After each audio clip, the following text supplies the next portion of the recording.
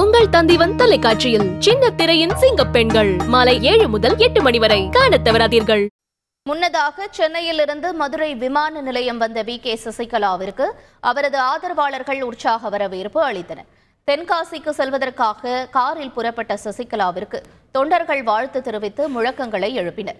இந்த பயணத்தின் போது சசிகலாவின் பாதுகாப்புக்காக 15க்கும் மேற்பட்ட யூனிஃபார்ம் அணிந்த பவுன்சர்களும் களமிறக்கப்பட்டுள்ளனர்.